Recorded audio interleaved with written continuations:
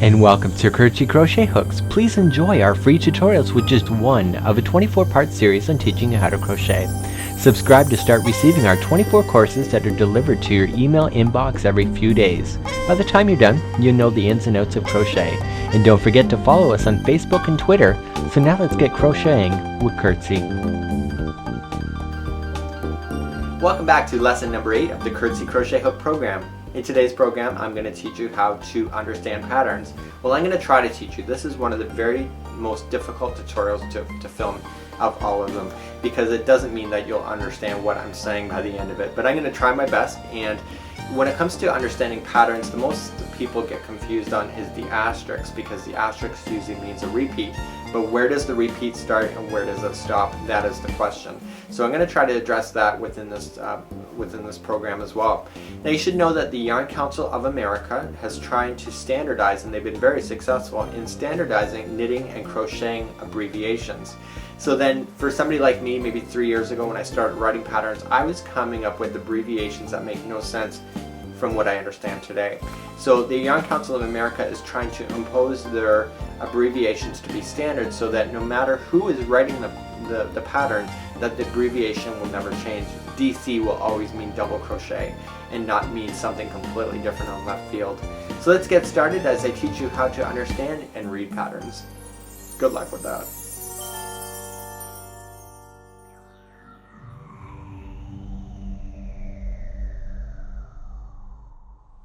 Now, finding patterns online is actually pretty simple. We're going to go to Bernat.com today, and we are going to look into the patterns. Now, if you log in, which is free, you can actually see their entire free library, and it's a great way to be able to look how to operate their product, but actually learn how to do stuff along the way. So let's get busy, and we're going to click the new patterns for this particular idea, and we're going to look to the third one over. It's the green, the yellow, and the white baby's blanket.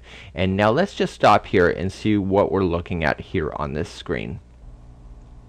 So the first thing you need to do is determine what is your skill level, and you can see that usually by some bars that seem to be an industry standard. And the baby's blanket is considered easy, but there's actually 2 bars filled in, so it's one step up from beginners. So if you understand a little bit about crochet, you're probably going to be able to do this and be able to simply do it. So let's click on that pattern and see where we go. So we're now on the dedicated page of the baby blanket, and we can see a lot of information here. On the left hand side, you can still see if you didn't like this pattern, you can choose other stuff that's on the left. And we're looking at more specific information now about this baby's blanket, and you can actually download this pattern, so it's more of a printer friendly idea for to save ink and etc. And ENG is short for English, FRAN is short for French. So you can take a look, and let's just move our eyes down a little bit further and I'll show you some tricks. So before we start diving into the pattern, you'll notice on the top it says abbreviations, and you will see a website. So why don't we click that and see where that goes. If at any point in the Bernat pattern that you're confused, this particular link will show you and actually describe to you what they're asking for. An extremely helpful link in order to be successful. So now we've clicked it, we see a crochet and knitting abbreviations at the top. You can just click either or. And what you should be aware of is that Canadian and US terminology in crochet is not always the same. Just like my Australian friends, my European friends, we all have a little bit of a difference. And so this gives you an indication of what you're reading so that you can understand the patterns and what they're asking for. So let's click the crochet abbreviations and see where that goes. So we're still here on the glossary of the crochet abbreviations. Again, very simple. BEG is short for beginning. CH is an industry standard for chaining. Anything you need to know is down here. You just got to scroll, and you will see that there's 2 columns. So PAT on the top is short for pattern, and it looks like it's actually alphabetical. So it's a really great resource in order to be successful. So let's get heading back to the pattern, and let's dive right into it. Okay, so we're back on the pattern. I want you to go to download pattern and click either English or French. In this case, we're going to do an English version. So click that. We're going to go to a more paper printer friendly version of looking at this pattern. So that's where I'm going next. So here I am, a pattern picture is at the top and then the list of directions. I've zoomed out so you can see the entire page. And basically what I would do, ladies and gentlemen, if you're going to print this out, maybe get a highlighter or a pen that you can actually work your way through. It just makes it very simple when you can highlight the steps that you've gone through so that you're not ever lost in this particular pattern. So let's zoom in on the top and begin to read.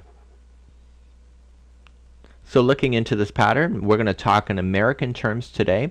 We have a blanket and it says its measurement is going to be 36 inches square. It's telling you that you're going to need 7 balls of material, and it's telling you it's the Bernat baby blanket material. It gives you the yarn information, telling you what even the code of the yarn is. So you got baby green, white, baby yellow. And we're looking at the crochet hook size. So in Americans you like letters, so it's going to be a size N, and or in Canadian terms it's a 10 millimeter hook. Okay, so that's what you need to obtain the gauge. Of course, if you're confused on the abbreviations, it has that helpful link. And the gauge is 6 double crochet and 4 rows equals 4 inches for a swatch, and it's telling you a final note that chaining of 3 counts as 1 double crochet. That confuses many people. If I could just steer your eyes back to the material, you're going to notice that there's a letter in front of every color. So A is baby green, B is white, C is baby yellow. So when we go look further down to instructions, it says with A or with B or with C, it's referring to the colors that you see in the materials list. It's asking you now with color A, so with the instructions, color A, chain 4, and then once you've done that, join it with the slip stitch at the start of the chain to cause like a ring. This is how you do the top of hats, granny squares, all of that jazz. So let's move along to the first round, and now it's saying to chain 1. Okay, so chain 1. And so everything in the brackets after it says 4 times in the ring. So what we're going to do is 1 single crochet, chaining of 3, and do that 4 times in the ring, and that'll cause your work to go all the way around the ring. And then it says to slip stitch with the very first single crochet that you put into the actual ring. So the second round we have not changed colors, so that's why you don't see an A, B, or C at the front. And now let's fumble our way through this and we'll get through it good. So it says to slip stitch in the next chaining 3 space. So you just want to cause a slip stitch, then chain 3. Okay, so now here's where we have the brackets again. So it says to 2 double crochet, chain 3, and 3 double crochet into the same space as the last slip stitch, and that was the last one that you just put into the line. So the very next part, we're looking at an asterisk, and it's 3 double crochet, chaining of 3, 3 double crochet into the next chaining of 3 space. Now the chaining of 3 space is the line underneath it. Okay, so you're putting 3 double crochet, 3 chain, and 3 double crochet into that exact same space on the square. Okay, so now what it's asking you to do is to repeat from the asterisk, which is inside the brackets, 2 more times as you work your way around, and then at the very end you want to join with the slip stitch at the top of the chaining of 3 that you started with when you first started this round, and then fasten off. So you want to weave that off, and we're going to change colors for the third round. Moving right along down to the third round, and it says join B. That means color with a slip stitch to any corner of the chain 3 space. So all corners have chain 3, so just pick one that you're happy with and go for it. Once you attach it, you're going to chain 1, and now it's asking you to 1 single crochet, chain 3, 1 single crochet into the same space, so same space where you've done the corner. And now we're back at the asterisk again, and that usually means that there's going to be a repeat. So it says chain 3, and then miss the next 2 double crochets that's on the line below, and then 1 single crochet between the next 2 double crochets. Okay, so you're looking at the line below in order to figure that out, and then chaining of 3.